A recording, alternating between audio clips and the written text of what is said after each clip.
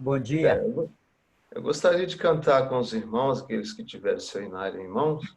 342 é um hino que eu gosto muito. E achei um grande amigo, Jesus, meu Salvador. Amém. E esse cântico, tem um irmão que nós tivemos uma perda nessa semana. Ele era presbítero aqui da nossa igreja. Ele partiu para o Senhor. O Senhor o chamou. Não foi problema de Covid, né? Mas ele já tinha vencido o Covid, mas, porém, ele tinha outros problemas de saúde, né? E ele veio a óbito. E esse irmão gostava muito desse cântico, e ele era um grande amigo para mim. Apesar de ser um senhor de bastante idade, ele ia completar 88 anos, né? Nós tivemos lá visitando ele, até o Sorias, né? Meu sogro foi junto comigo, mas ele partiu, e ele gostava muito desse cântico. Eu gostaria de cantar, louvando ao Senhor e lembrando desse grande amigo, que foi esse irmão Silas Pino. Achei um grande amigo, Jesus, meu Salvador, que sempre está comigo a me guardar. Fiel é o seu cuidado, constante o seu amor, e sua simpatia não tem par. Mas ainda é mais notável é que por mim morreu e meus pecados todos expiou. E assim me regozijo nas bênçãos que me deu. E sei que Jesus Cristo me salvou. Jesus é meu amigo, meu guia, meu Senhor. Eu poder sem outro averiguar. Por mim sofreu a morte, por mim um pecador, mas hoje vivo guarda-me do mal. Por este grande amigo, deseja que viver com ele ter constante comunhão. Servi-lo fielmente, e assim me dá prazer, ficando sempre a Cristo em sujeição. Os seus caminhos santos espero aqui seguir, e seu amor a todos demonstrar. Porque ele do pecado me veio redimir, e por amor morreu em meu lugar. Jesus é meu amigo, meu guia, meu Senhor, meu protetor, sem outro averiguar. Por mim sofreu a morte, por mim o pecado, mas hoje vivo guarda-me do mal. Essa hora vem chegando, a todo diz, em que Jesus ao mundo voltará. Que momento, oh, que momento alegre, que dia tão feliz, aquele que voltar aqui será. Então com ele sempre nos céus eu ficarei, já de feito um pecado mágoa e dor. O seu amado rosto a glória de verei, e gozarei das bênçãos do Senhor. Jesus é meu amor, meu guia, meu Senhor, meu protetor, sem outro averiguar. Por mim sofreu a morte, por mim um pecador, mas hoje vivo guarda-me do mal. Jesus é o nosso melhor amigo. Amém.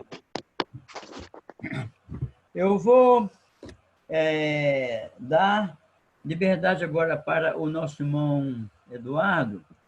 Ele pode se apresentar, né? Dizer do seu ministério de forma mais acertada, né? E depois, então, pode fazer uso da palavra. Tá bom, irmão?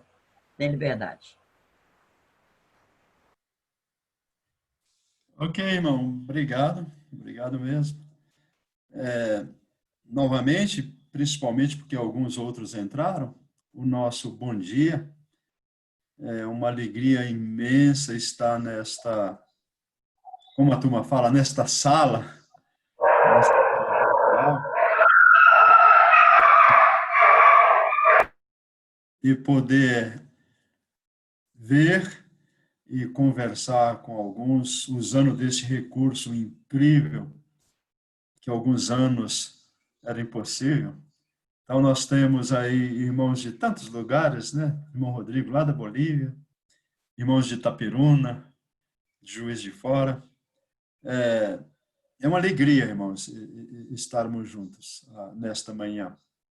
A minha esposa entrou, Nancy e eu estamos, os irmãos sabem, trabalhamos juntos a Missão Novas Tribos do Brasil, uma organização que tem como objetivo levar a palavra aos povos que nunca ouviram o Evangelho. Principalmente, no Brasil nós chamamos de povos indígenas, né? Mas são etnias, são povos espalhados por este mundo afora, que precisam ouvir o Evangelho, que precisam, na sua língua, escutar, entender, crer e serem salvos. Já estamos aí, Nancy e eu, há muitos anos mesmo, irmãos, há 40 e poucos anos envolvidos neste ministério. Nestes dias de isolamento, esses dias de isolamento social, nós desenvolvemos alguns projetos em casa. Já passamos, né, estamos naquela idade, como o irmão Dimas e outros, que o pessoal fala, não, vocês têm que ficar em casa, é grupo de risco, mais de 60 anos, né? E um dos projetos que nós desenvolvemos nesses dias, temos vários projetos, mas eu estou digitando os meus diários.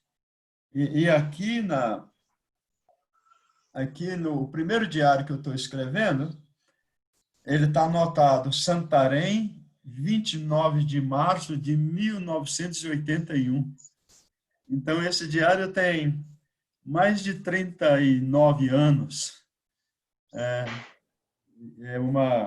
E conta a história nossa. Realmente, nós chegamos em Santarém em janeiro, 28 de janeiro de 80, né?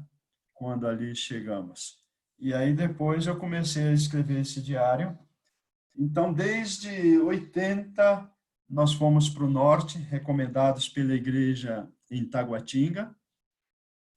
O nosso filho mais velho chegou em Santarém, ele completou 1 ano.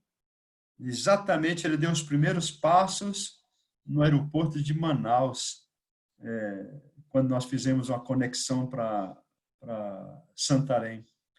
E ficamos ali em Santarém durante todos estes anos. E aí viemos para Anápolis depois que fomos expulsos da aldeia entre os povos Oé, porque naquela época o governo não queria que a gente pregasse o evangelho para aquela tribo, para aquele grupo isolado.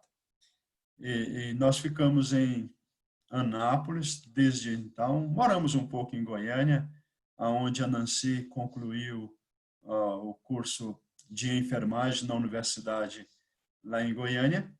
E depois viemos para Anápolis, onde fica a sede da Missão Novas Tribos do Brasil.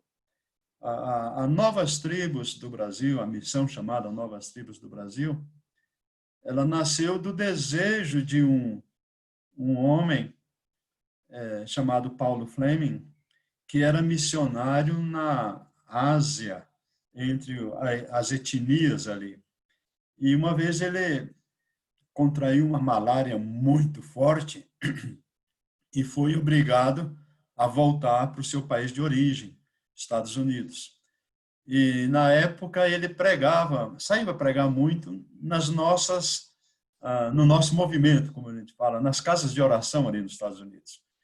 E com mais um quarteto, eram 5 pessoas, o quarteto cantava e ele pregava, e começou a nascer um grupo, e eles colocaram um nome chamado Clube das Nuvens.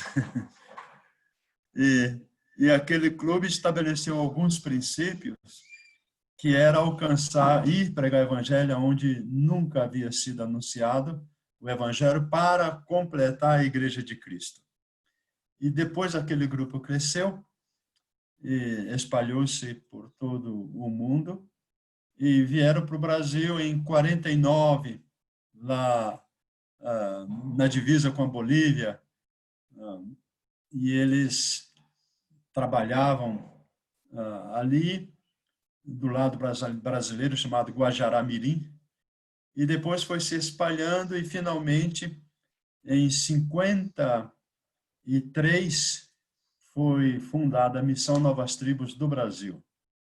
E aí nós estamos juntos. Hoje somos um grupo de 440, quase 460 pessoas no Brasil, né, de brasileiros. Temos alguns estrangeiros também, com o propósito de alcançar os grupos não alcançados. E sabemos, irmãos, vocês sabem também, que o inimigo não quer que o evangelho chegue a todos os lugares, por 2 motivos. Um é porque ele não quer que as pessoas sejam tiradas do seu império das trevas, do seu domínio, da escravidão do pecado. E outra é porque ele sabe que quando a igreja for completa, chegará ao seu fim. Então, ele luta desesperadamente. Ele não sabe qual é a data disso, ninguém sabe, mas ele sabe que está se aproximando. E vocês não imaginam o que o inimigo das nossas almas tem feito para que o evangelho não seja pregado àqueles que nunca ouviram. Dinheiro, muito dinheiro, governos, movimentos, deixe os índios como estão, ao redor do mundo. Vocês não imaginam. Esses dias, até aquele famosíssimo fotógrafo ali de Muriaé, Sebastião Salgado, iniciou uma campanha para que os missionários não entrem entre os povos isolados. O que aquele senhor tem que a ver com isso? Um excelente profissional. E ele tem falado que os missionários pode ser a causa da destruição dos povos indígenas, do extermínio por causa da Covid, se os missionários levarem a contaminação para eles. Então, é uma perseguição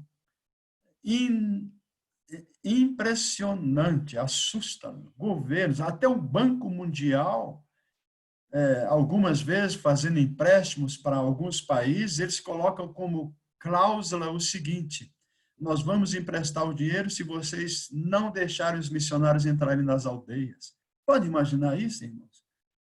Se você quer enfrentar perseguições, se você quer ver o inimigo cara a cara, tente pregar o evangelho para povos não alcançados. E você verá a ira, o furor do império das trevas contra a propagação do evangelho. E nesses dias nós temos experimentado isto. Mas o Senhor sabia disto. Por isso ele disse, está bem registrado em Mateus capítulo 28, quando ele começa dizendo: toda autoridade me foi dada nos céus e na terra, portanto, ide. Ele não disse primeiro, ide pregar o evangelho, ide por todo mundo. Ele disse: toda autoridade me foi dada nos céus e na terra. Por causa disto, por essa razão, por esse motivo, ide e fazer discípulo de todas as nações. Eu teria, irmão, algumas coisas para contar a esse respeito, principalmente nesses dias, nós não temos nenhum missionário nas aldeias agora. Só um pequeno resuminho.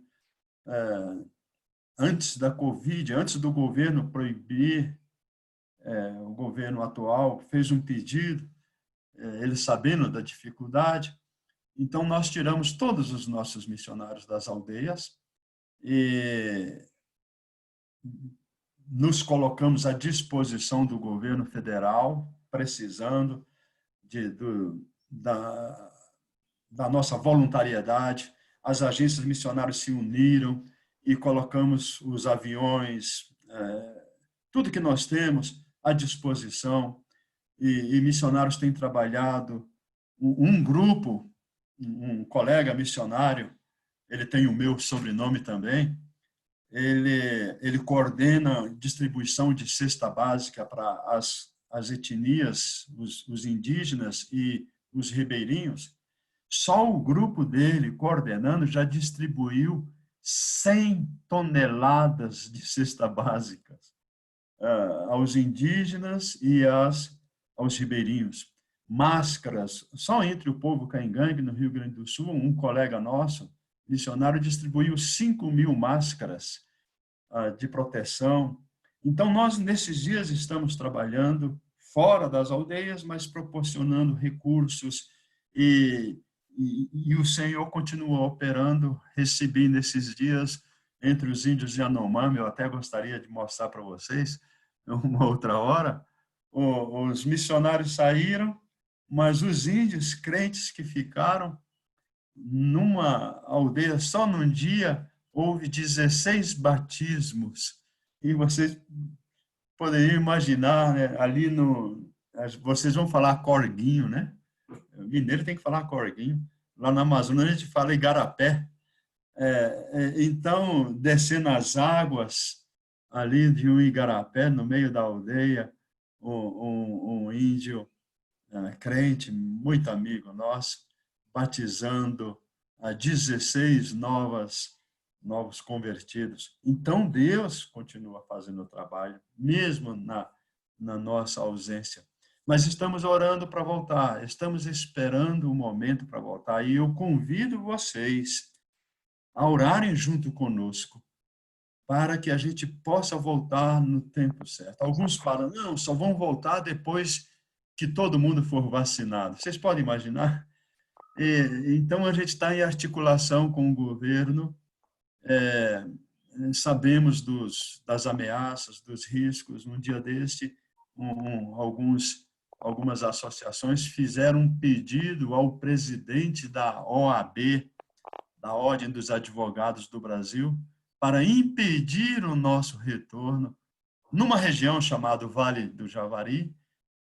E a gente sabe que a OAB, este presidente da OAB, ele é inimigo dos evangélicos, principalmente dos missionários.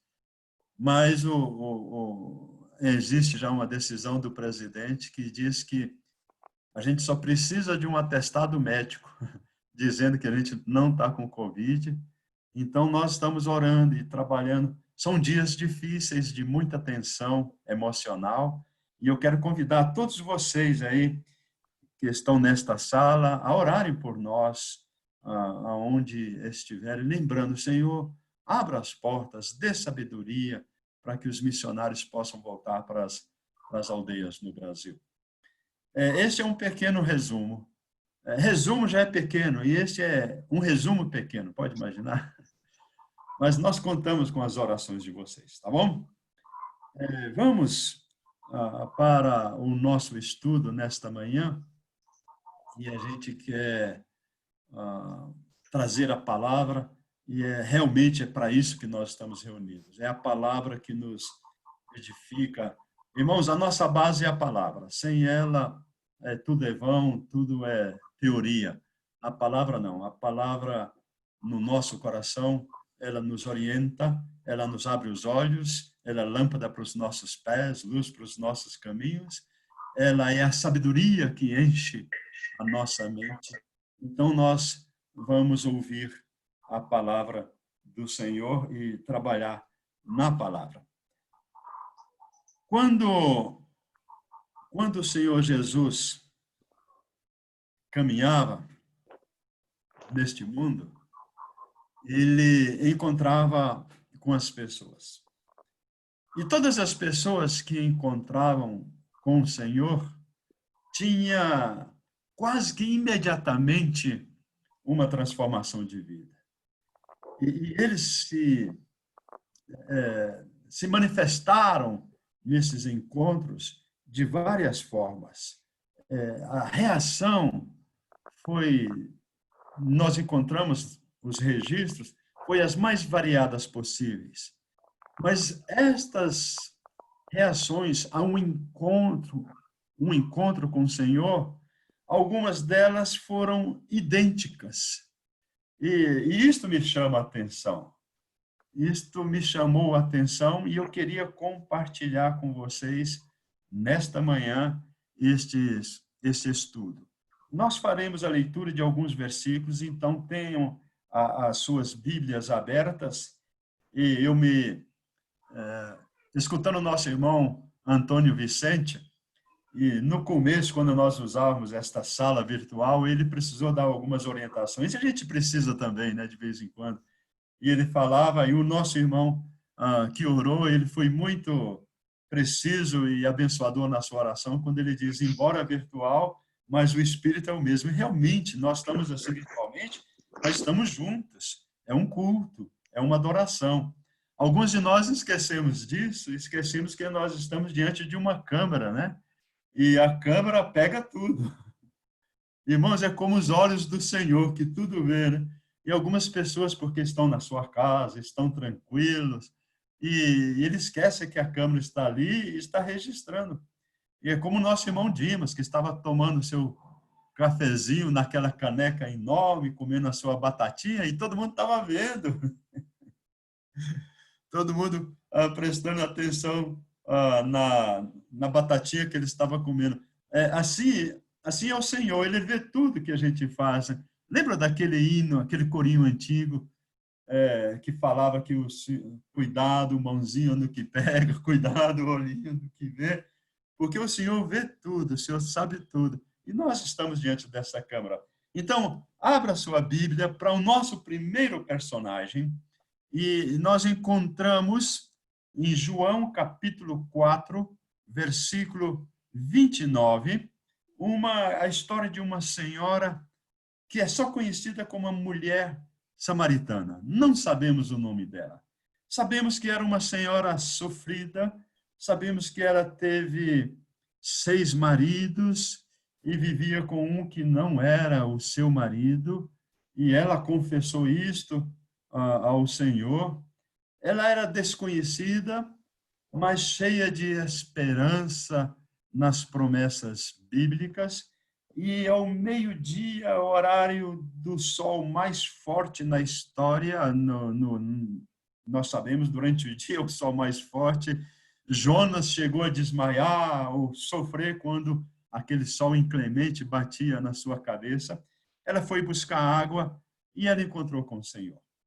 Conversaram, e naquela conversa, o Senhor falando com ela, ele diz para ela, se você soubesse quem é que te pede água. Eu escutei o nosso irmão Fábio Garcia pregando um dia desse, o título da mensagem dele era, se você soubesse, se você soubesse.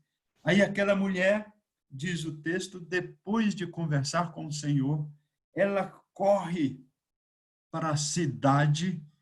João, capítulo 4, versículo 29, disse, vinde e vede um homem que me disse tudo quanto tenho feito. Porventura, não é este o Cristo? Há algumas lições nesta palavra. A primeira é que ela foi depressa para a cidade. E quando ela chegou, ela falou para todas as pessoas da cidade. E ela faz um convite assim, quase que irresistível. Ela diz, vinde e vede um homem. E ela fala, ele disse tudo quanto tenho feito. E observe bem que o Senhor Jesus Cristo disse para ela, ele revelou para ela o pecado dela. o Senhor disse, vai e chama o teu marido. Aí ela falou assim, eu não tenho marido. E o Senhor falou assim, disseste bem, pois tiveste 6 e agora com o que tu vives não é teu marido. O Senhor mostrou o pecado dela. E aquilo era gravíssimo. Mas ela não se importou com aquilo. O que ela se importou foi que o Senhor mostrou que a conhecia profundamente. E é este Cristo que chamou a atenção dela, que conhece o proceder de qualquer um de nós. E aquela mulher disse para todos que estavam com ela, porventura, não é este o Cristo? Sim, eles eram samaritanos, e os samaritanos não se davam bem com os judeus, mas eles tinham a esperança também, embora crescem em deuses falsos, deuses que eles mesmos criaram, mas elas criam na volta do Senhor. E aí ela fala, porventura, não é este o Cristo? Sim, meus irmãos, mesmo sem o Senhor se ter revelado no começo, ela descobriu que ele era o Cristo. E a reação daquela mulher foi correr e avisar os outros, vinde e vejam este homem, conheçam este homem, porventura, não é ele o Cristo? No versículo 39, um pouquinho ali na frente, 10 versículos na frente, e muitos dos samaritanos daquela cidade creram nele, pela palavra da mulher que testificou, disse-me tudo quanto tenho feito. Observem a ênfase do evangelista João, quando ele diz, pela palavra da mulher. Aquela mulher teve um encontro com o Senhor. O Senhor revelou quem ela era, uma pecadora. O Senhor revelou que ela estava vivendo numa situação difícil, mas aquilo impactou aquela mulher, ela viu que era o Cristo, e ela corre e avisa a todo mundo. E aí, alguns daquela cidade creram nele pela palavra da mulher. Que testemunho fortíssimo, que mensagem abençoadora. O segundo personagem que eu quero convidar os irmãos a lerem comigo é Lázaro. Mas eu vou escolher o capítulo 12, versículo 9, ainda no livro de João. João 12, versículos 9 e 10. E muita gente dos judeus soube que ele estava ali, e foram, não só por causa de Jesus, mas também para ver a Lázaro, a quem ressuscitara dos mortos. E os principais dos sacerdotes tomaram deliberação para matar também a Lázaro, porque muitos dos judeus, por causa dele, iam e criam em Jesus. Que versículos fortíssimos. Tal qual a mulher samaritana, alguns creram em Jesus por causa dele. Quem era Lázaro? Lázaro era irmão de Marta e de Maria. Uma família que não tinha muita história, mas eles passaram a ser citados pelo Senhor Jesus ou por João. E Marta, todo mundo conhece a história de Marta, era aquela ativista, aquela que não parava por nada. E é tão interessante que alguns, usando as palavras do Senhor Jesus, não querem ser como Marta, e sim só como Maria. Mas, meus irmãos, Marta era uma mulher simplesmente fantástica. O Senhor Jesus jantou naquela noite por causa de Marta. Se não fosse por causa de Marta, o Senhor Jesus ia passar fome. As pessoas se hospedavam ali Por causa de Marta. Marta era uma mulher de fé. Quando ela soube que Jesus tinha voltado, ela foi encontrar-se com o Senhor. Quando o Senhor Jesus Cristo disse que Lázaro iria ressuscitar, ela falou assim, e citou as Escrituras. Ela conhecia as Escrituras.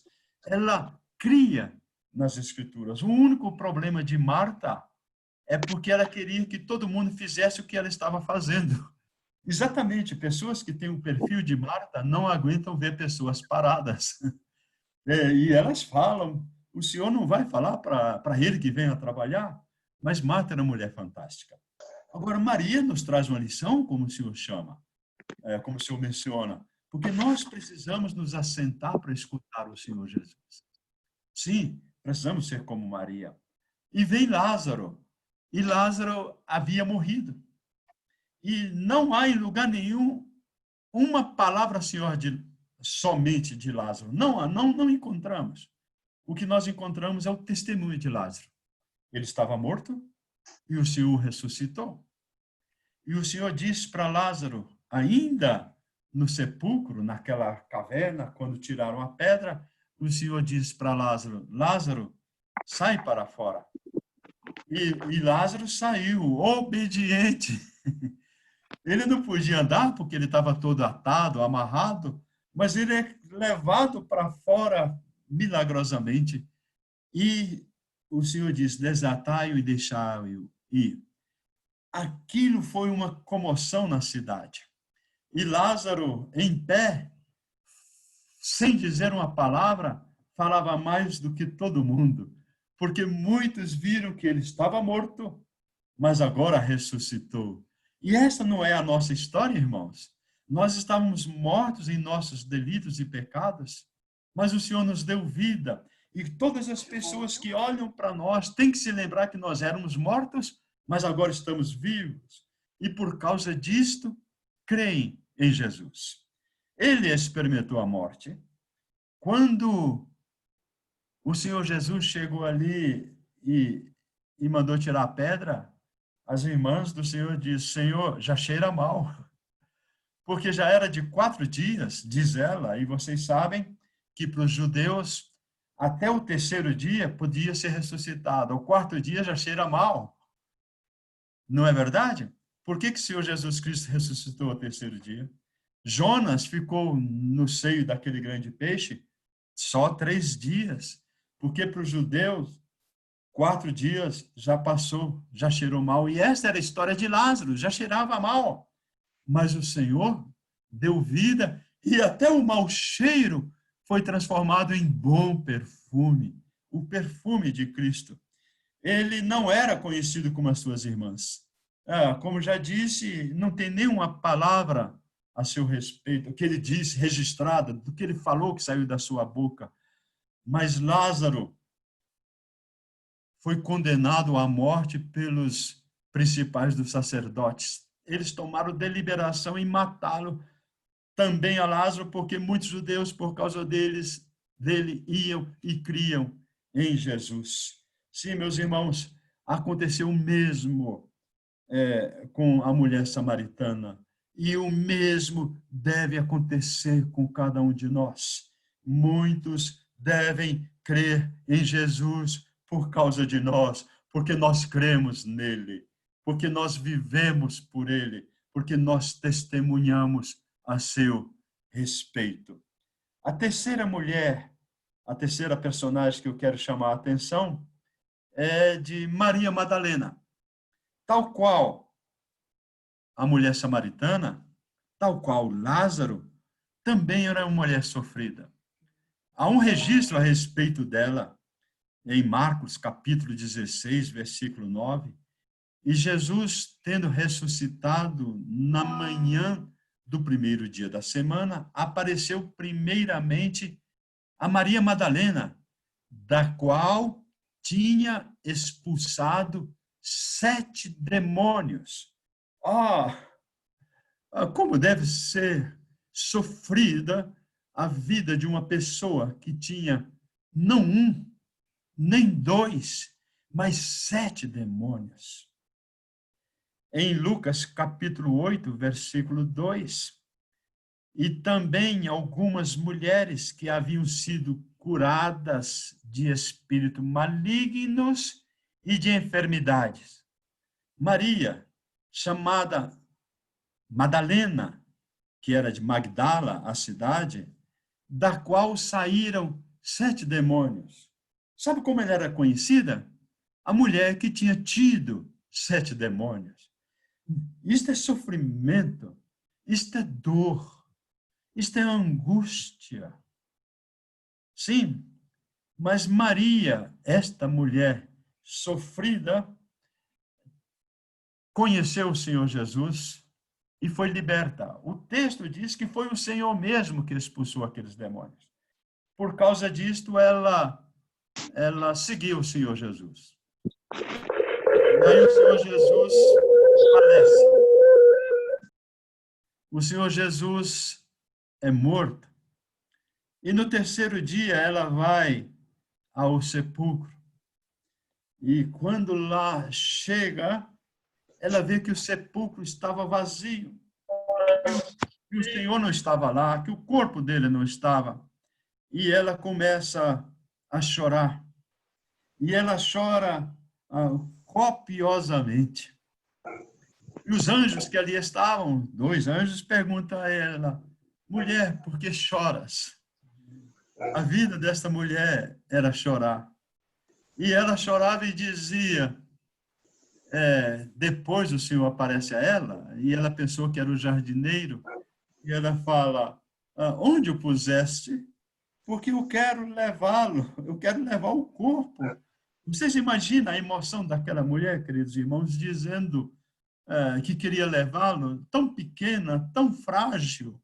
Ela queria carregar o corpo do Senhor para dar um enterro digno a ele. Aí o Senhor a chama pelo nome. E quando o Senhor a chama pelo nome, e não é assim que o Senhor faz conosco, ele chama Maria e ela reconhece que é o Senhor. E, meus irmãos, o Senhor nos chama por nome a cada um de nós e nós o reconhecemos. É assim como ovelhas, o Senhor chama cada uma pelo nome. Apocalipse diz que o Senhor nos tem dado um nome que só Ele conhece, só Ele e nós conhecemos. E quando Ele nos chama pelo nome, nessa identidade tão especial, carinhosa, nós reconhecemos que é o Senhor, o Salvador. É aquele que por nós morreu na cruz. E aí Ele fala, por que você chora? Eu não estou morto. Ele não disse aquilo, mas ele estava vivo ali. E ela para de chorar. E ele diz para ela, não me toques, porque eu vou para o meu Pai, vosso Pai, o meu Deus, vosso Deus. E aqui, me permita, meus queridos irmãos, uma palavra bem especial aqui. Eu nunca esqueço, uma vez na ceia do Senhor, quando o nosso irmão Vantuil sentava sempre no primeiro banco, no lado esquerdo do banco, e ele ficou em pé, e ele leu esse texto de João, e disse, vá e diga a meus irmãos, que eu vou para o meu Pai, vosso Pai, meu Deus e vosso Deus. Que o Senhor estaria voltando para sua casa. O irmão Mateus leu aquilo. Eu nunca esqueço esta passagem que ele leu. E até preparei uma mensagem estes dias e preguei a este respeito. O Senhor Jesus voltando para casa do Pai. E na versão na NVI, bem mais, eu diria assim, a frase, ela mexe mais com a gente. Eu vou para a casa do meu Pai, a casa que ele tanto esperava, que ele tinha ansiedade de voltar. E Maria Madalena, versículo 18 de João, capítulo 20, Maria Madalena foi e anunciou aos discípulos que viram o Senhor e que ele lhe dissera isto. Tal qual a mulher samaritana, que voltou correndo para sua cidade e falava para todo mundo que tinha encontrado com Cristo, tal qual Lázaro, que em pé anunciava sem nenhuma palavra, mas todo mundo cria em Jesus por causa dele, Maria Madalena volta e anuncia aos discípulos, os discípulos que viram o Senhor. Maria Madalena teve um privilégio incrível. Ela foi a primeira pessoa a ver o Senhor ressurreto, a ver aquele que havia vencido a morte e que havia cumprido aquilo que havia dito e que agora voltava para a casa do Pai. Eu quero convidar os irmãos para o nosso quarto e último personagem. Esse personagem, ele é forte, ele impacta. Esse personagem é o endemoniado gadareno, endemoniado até encontrar o Senhor Jesus. Quando o encontra, o texto diz, aquele que fora endemoniado, o ex-endemoniado de Gadara, o seu nome define o seu estilo de vida. Era um sofrimento. E ali, Maria de Magdala, Maria Madalena, teve 7 demônios. Este tinha uma legião de demônios. É incrível. Os estudiosos dizem que uma legião romana tinha 5.000 soldados. E quando fala que era uma legião, estava se referindo ao termo conhecido. É tanto que os porcos que foram possuídos pelo demônio se lançaram no desfiladeiro, no penhasco, e caíram no mar e morreram, eram milhares. Então, imagina, se 7 era um sofrimento, imagina aquele homem. Nós conhecemos a sua história. Ele andava no sepulcro, acorrentado, quando a turma conseguia acorrentá-lo, mas logo ele quebrava as correntes, as cadeias que lhe os prendia, as mãos e pés. Ele se feria, ele se cortava, ele gritava noite e dia, andava desnudo no meio daquele sepulcro. Não sei o que comia, não sei o que bebia. Vocês imaginam o sofrimento dele? Que dor! Sim, ele perdeu o convívio com a sociedade, ele perdeu a razão, o seu siso, o seu sentido, ele estava completamente destruído. E quando o Senhor liberta aquele homem dos espíritos, os espíritos pediram ao Senhor, permita-nos que entre nos porcos.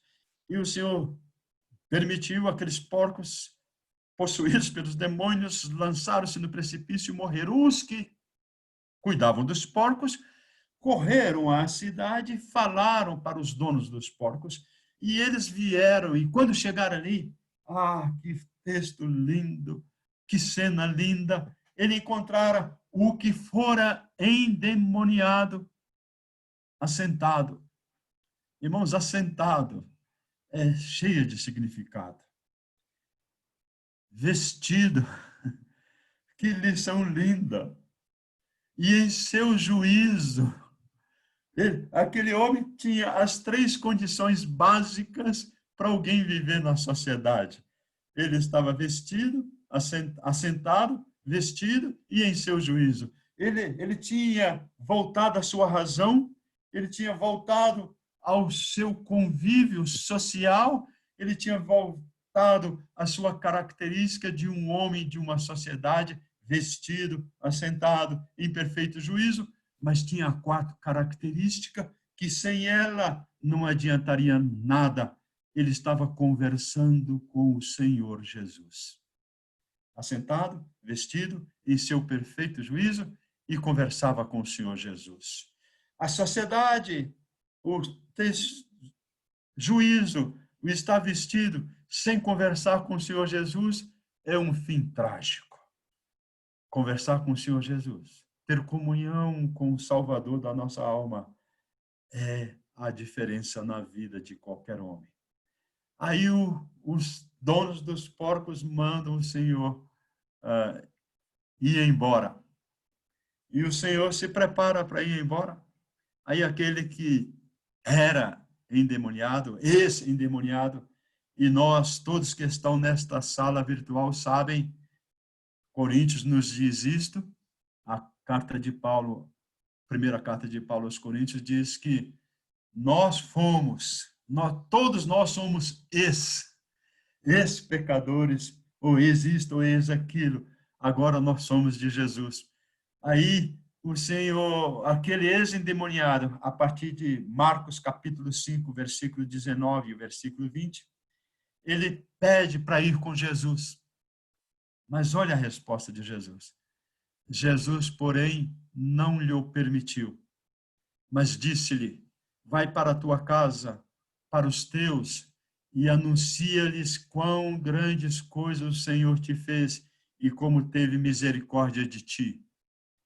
E ele foi, e começou a anunciar em Decápolis quão grandes coisas Jesus lhe fizera, e todos se maravilhavam. Tal qual a mulher samaritana, Lázaro e Maria Madalena, eles, tal qual estes personagens, ele fez o mesmo. Ele foi e anunciou o que o Jesus havia feito e todos se maravilhavam e, com certeza, alguns creram no Senhor Jesus. Então, nós encontramos 4 características, semelhanças, depois de encontrar com o Senhor Jesus. Primeira delas, os 4 adoraram ao Senhor Jesus Cristo. Reconheceram que ele era digno de toda adoração. Sim, eles fizeram isto. Depois que encontraram com o Senhor, o seu coração foi transformado e eles adoraram a Jesus Cristo como o Salvador das suas vidas. Segunda característica, todos queriam servi-lo com ardor. Sim, e serviram o Senhor Jesus com toda a força da sua alma. Nós encontramos a mulher samaritana correndo, indo para a cidade. Nós encontramos Lázaro em pé e sendo, inclusive, ameaçado de morte. Mas ele continuava ali. Nós encontramos Maria Madalena, que volta do sepulcro apressadamente para falar para os discípulos que o Senhor havia ressuscitado. Sim, eles queriam servir ao Senhor Jesus com todo ardor. A terceira característica, eles anunciavam a Cristo por testemunho e por palavra. Lázaro, não há registro das suas palavras, mas o seu testemunho era impactante. Eu me lembro de uma frase de um dos pais da igreja que dizia: pregue o Senhor Jesus, pregue o Evangelho o tempo todo. Se for preciso, use as palavras. E esta é verdade, irmãos. Outro disse: olha, o que você faz tanto barulho que eu não escuto o que você diz. É o nosso testemunho vivo, sem palavras, que impacta as pessoas. Em quarto lugar, quarto e último, eles desfrutavam de uma nova vida, totalmente transformada. É só olhar a vida desses 4. A mulher samaritana era uma outra história. Era uma mulher alegre, uma mulher que havia encontrado o Senhor, uma mulher que agora bebia da água viva, que nem o seu pai Jacó poderia dá-la. Lázaro tinha a sua vida transformada da morte para a vida, tirado do sepulcro 4 dias, já cheirava mal, agora tem um bom perfume, agora as pessoas olham para ele, agora as pessoas falam, não era esse que estava morto e agora vive? E Maria Madalena, da qual foram expulsos 7 demônios, espíritos maus, agora tinha o Espírito de Jesus, agora o reconhecia como seu Salvador, e ela servia o Senhor tão intensamente que os maldosos, os incrédulos diziam nos livros apócrifos que ela era a esposa de Jesus. Evidentemente, isso não é verdade, mas tal era o ardor a paixão daquela mulher que ela tinha pelo Senhor. Ah, meus irmãos, todos esses 4, desfrutavam de uma nova vida totalmente transformada. Não há como encontrar o Senhor Jesus e não ter a vida transformada. Me lembro, encerrando, vou contar só esta ilustração. Uma ilustração bíblica que está registrada em 2 Reis, capítulo 7, a partir do versículo 1, mas vou ler só o versículo 8. Segundo livro de Reis, capítulo 7, versículo 8. Eram 4 leprosos que morriam de fome fora do arraial. A cidade de Samaria estava cercada pelos sírios, e esse cerco fez com que não houvesse comida entrando. E eles estavam morrendo de fome a tal ponto que mulheres estavam matando crianças para comer, a coisa terrível. E aqueles 4 falaram, se ficarmos aqui, nós vamos morrer. Se formos lá no arraial, nós vamos morrer também. Ah, tanto faz morrer aqui como morrer lá, vamos lá. E quando eles foram, eles encontraram o arraial vazio, todo mundo havia fugido, porque o Senhor impingiu neles um medo tão grande que eles foram embora. Na hora que esses 4 leprosos, de madrugada, foram para o arraial, naquele momento, o Senhor expulsou aquele exército. E quando eles chegaram, encontraram tudo ali. E diz o versículo 8. Chegando, pois, aqueles leprosos à entrada do arraial, entraram numa tenda e comeram, e beberam, e tomaram dali prata e ouro, e vestes, e se foram, e os esconderam. Voltaram e entraram em outra tenda, e dali também tomaram alguma coisa e a esconderam. Vocês imaginam, irmãos, eles que estavam prestes a morrer de fome, agora tinham tudo, ouro, prata, comida, vestes, como nunca tiveram na vida. Aí no versículo 9, pararam os 4, então disseram uns para os outros, não fazemos bem, este dia é dia de boas novas e nós nos calamos. Se esperarmos até a luz da manhã, seremos tidos por culpados. Agora, pois, vamos e o anunciemos à casa do rei.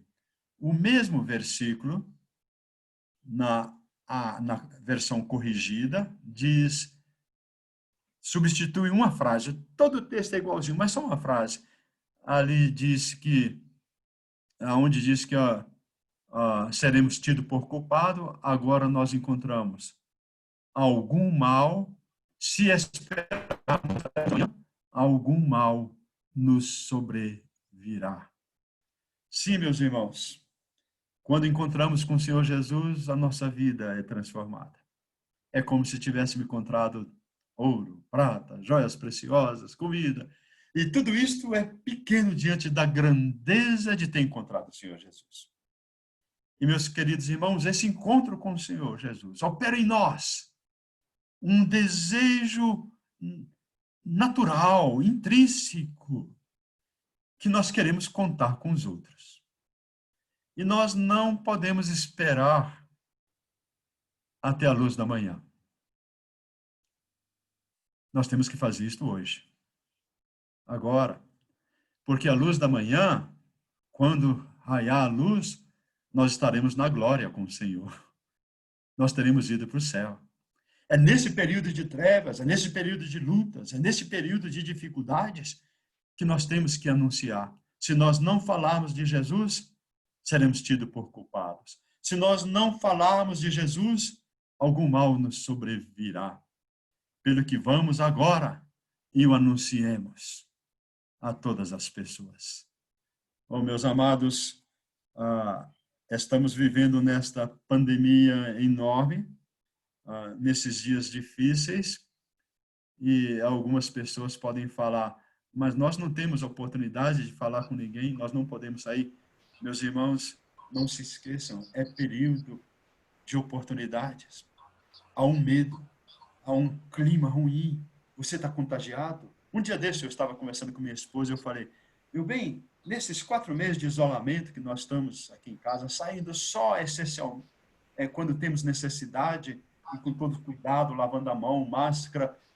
A gente chegava em casa, a gente tirava, trocava de roupa, tomava um banho, aquela roupa a gente pegava, colocava no cesto para lavar. Aquele cuidado. Hoje estamos mais relaxados. Um dia eu perguntei para minha esposa, nós já pegamos esse vírus algum dia? Já tivemos contato? Aí lavamos a mão, o vírus saiu? Ninguém sabe, né, irmãos? Se a gente já foi exposto, ou se já pegamos, ou se não pegamos. E esse clima de incerteza assusta todo mundo.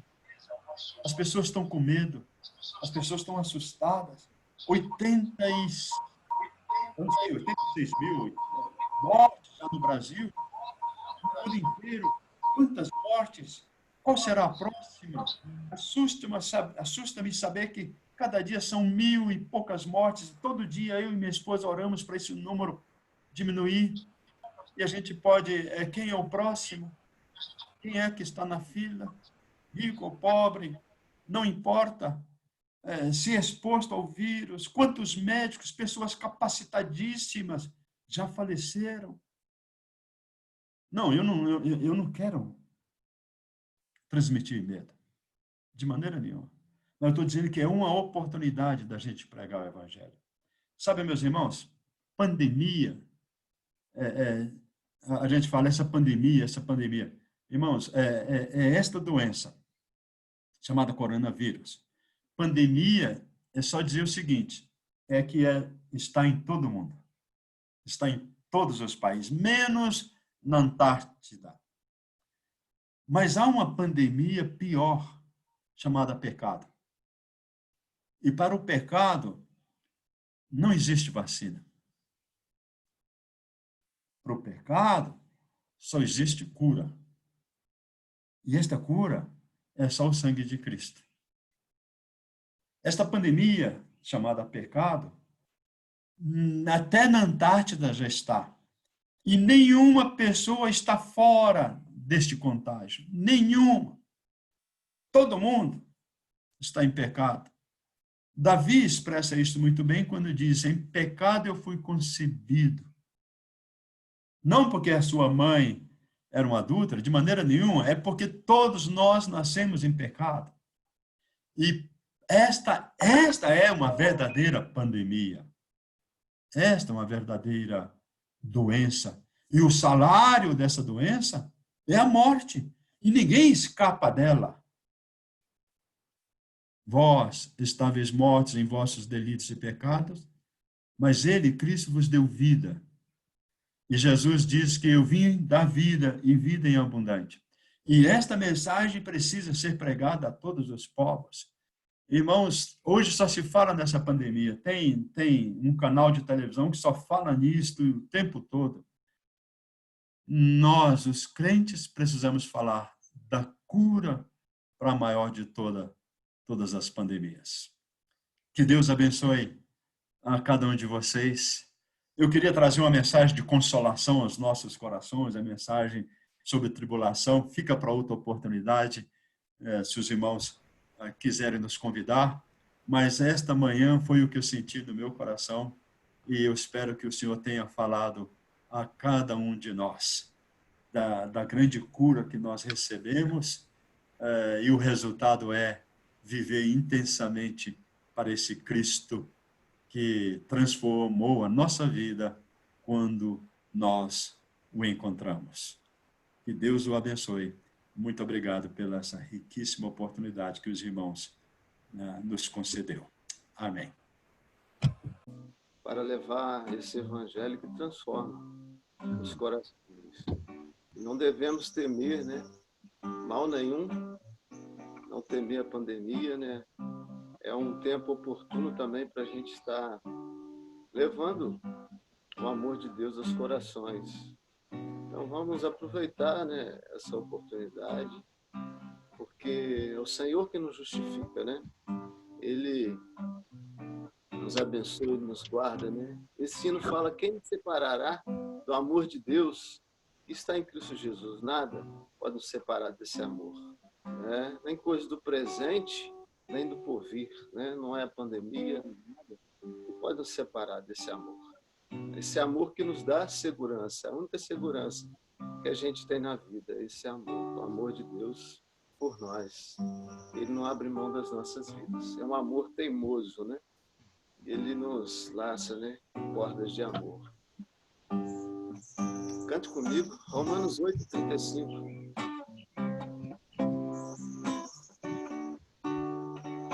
Quem nos separará